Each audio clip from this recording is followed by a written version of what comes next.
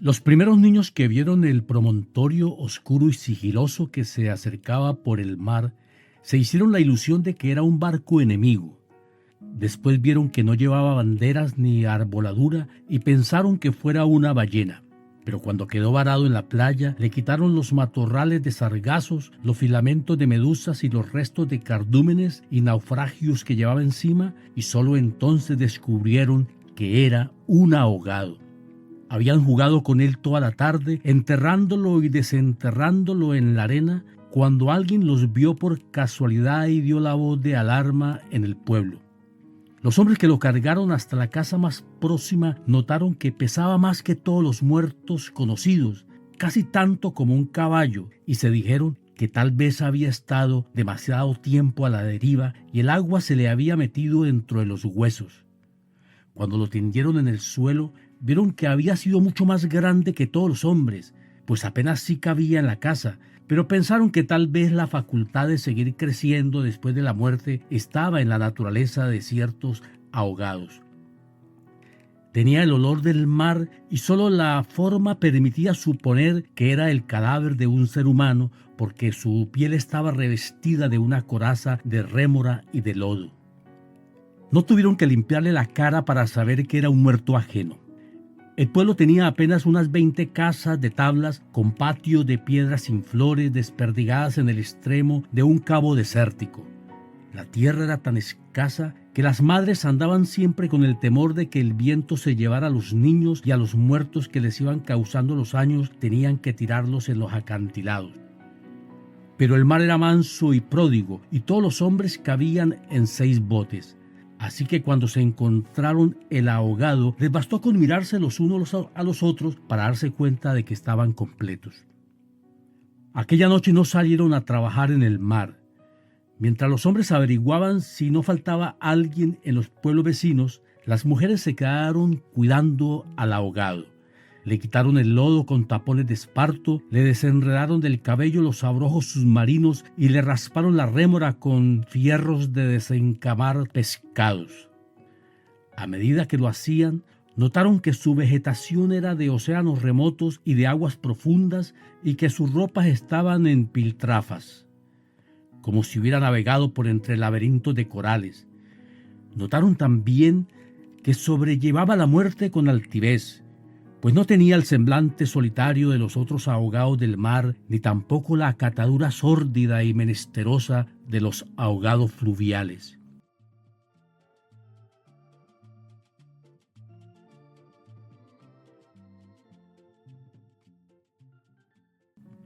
Pero solamente cuando acabaron de limpiarlo tuvieron conciencia de la clase de hombre que era, y entonces se quedaron sin aliento.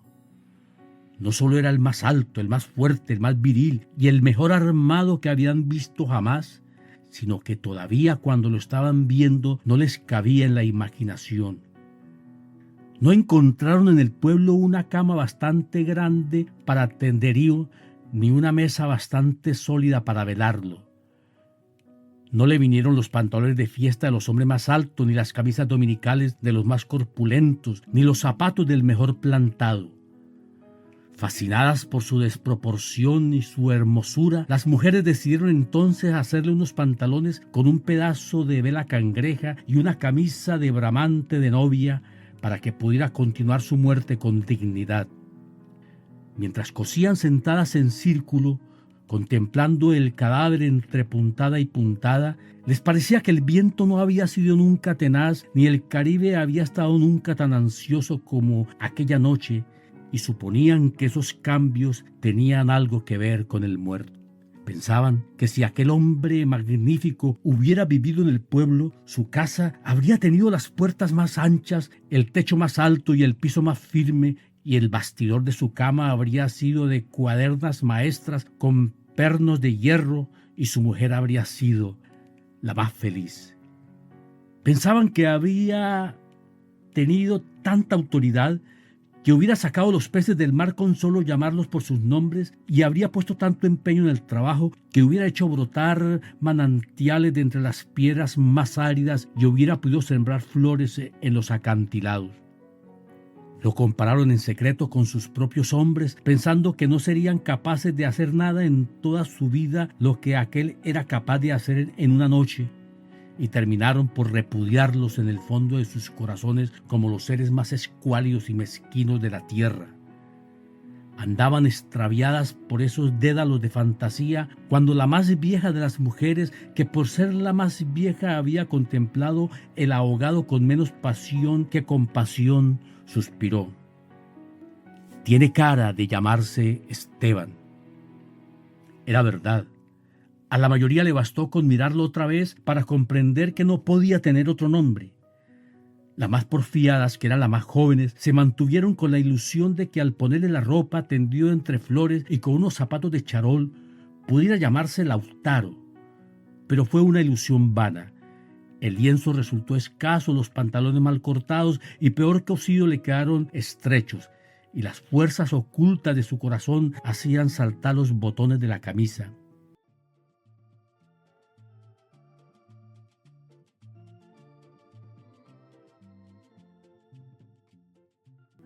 Después de la medianoche se adelgazaron los silbidos del viento y el mar cayó en el sopor del miércoles. El silencio acabó con las últimas dudas. Era Esteban. Las mujeres que lo habían vestido, las que lo habían peinado, las que le habían cortado las uñas y raspado la barba, no pudieron reprimir un estremecimiento de compasión cuando tuvieron que resignarse a dejarlo tirado por los suelos. Fue entonces cuando comprendieron cuánto debió haber sido de infeliz con aquel cuerpo descomunal si hasta después de muerto le estorbaba.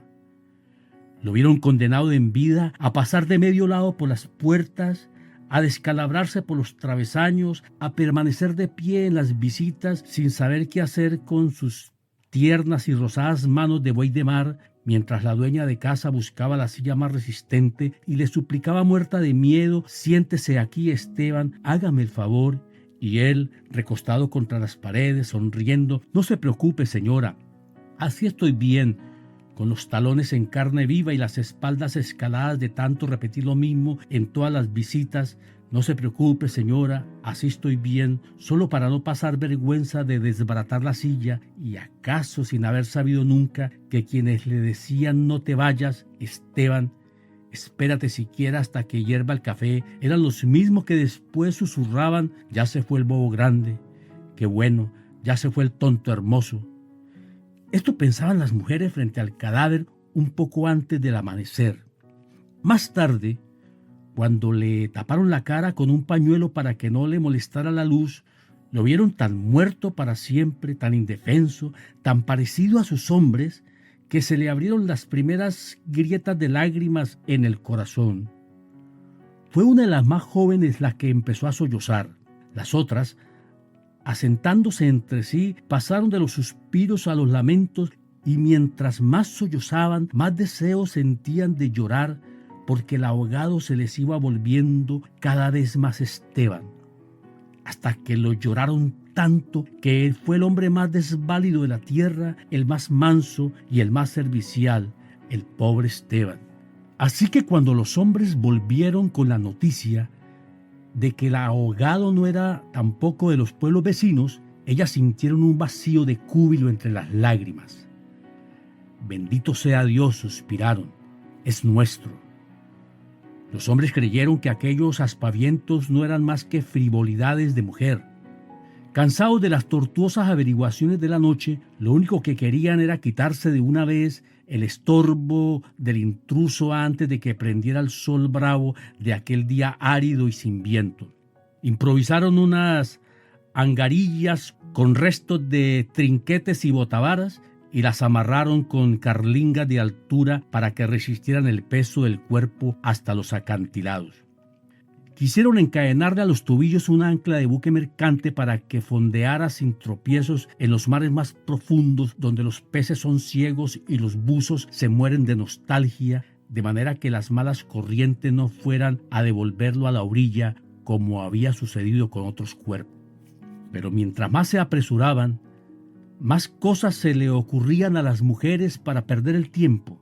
Andaban como gallinas asustadas picoteando amuletos de mar en los arcones, unas estorbando aquí porque querían ponerle al ahogado los escapularios del buen viento, otras estorbando allá para abrocharse una pulsera de orientación, y al cabo de tanto, quítate de ahí, mujer, ponte donde no estorbes, mira que casi me haces caer sobre el difunto. A los hombres se les subieron al hígado las suspicacias y empezaron a rezongar que con qué objeto tanta ferretería de altar mayor para un forastero, si muchos estorperoles y calderetas que llevar encima se lo iban a masticar los tiburones.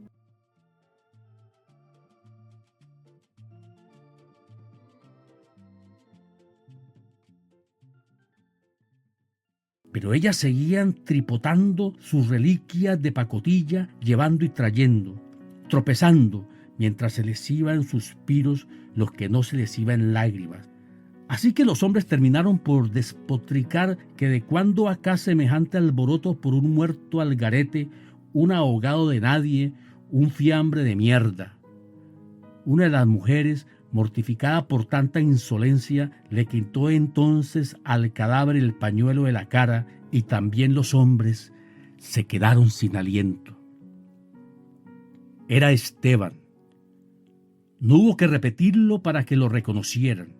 Si les hubieran dicho Sir Walter Raleigh, quizás hasta ellos se habrían impresionado con su acento de gringo, con su guacamayo en el hombro, con su arcabuz de matar caníbales.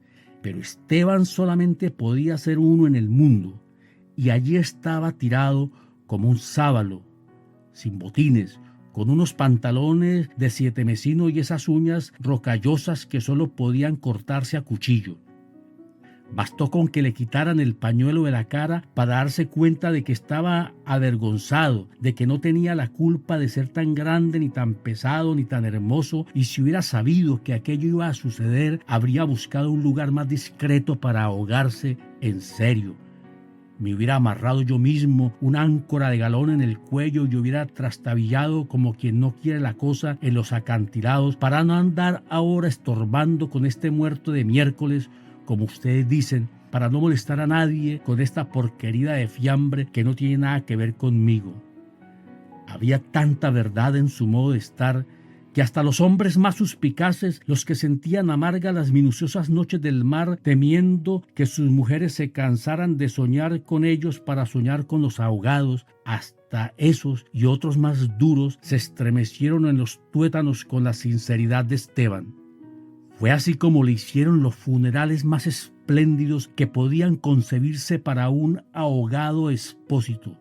Algunas mujeres que habían ido a buscar flores en los pueblos vecinos regresaron con otras que no creían lo que les contaban, y éstas se fueron por más flores cuando vieron al muerto y llevaron más y más hasta que hubo tantas flores y tanta gente que apenas sí se podía caminar.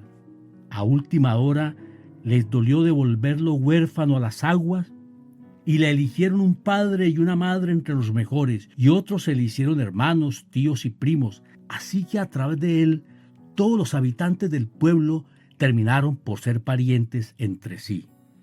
Algunos marineros que oyeron el llanto a distancia perdieron la certeza del rumbo, y se supo de uno que se hizo amarrar al palo mayor, recordando antiguas fábulas de sirenas.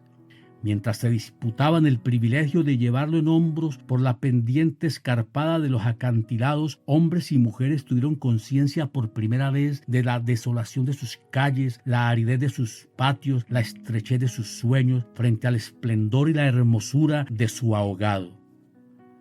Lo soltaron sin ancla para que volviera si quería y cuando lo quisiera, y todos retuvieron el aliento durante la fracción de siglos que demoró la caída del cuerpo hasta el abismo. No tuvieron necesidad de mirarse los unos a los otros para darse cuenta de que ya no estaban completos ni volverían a estarlo jamás.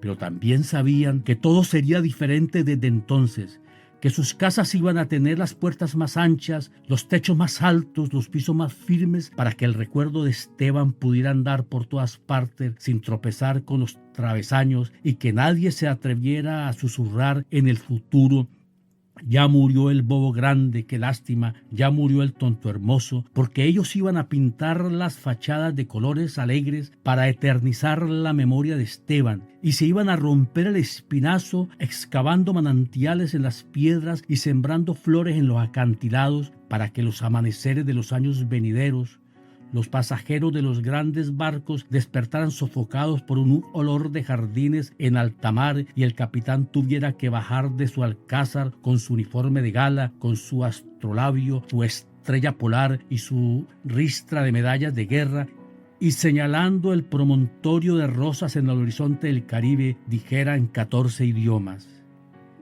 miren allá, donde el viento es ahora tan manso que se queda a dormir debajo de las camas, allá donde el sol brilla tanto que no saben hacia dónde girar los girasoles, sí, allá es el pueblo de Esteban.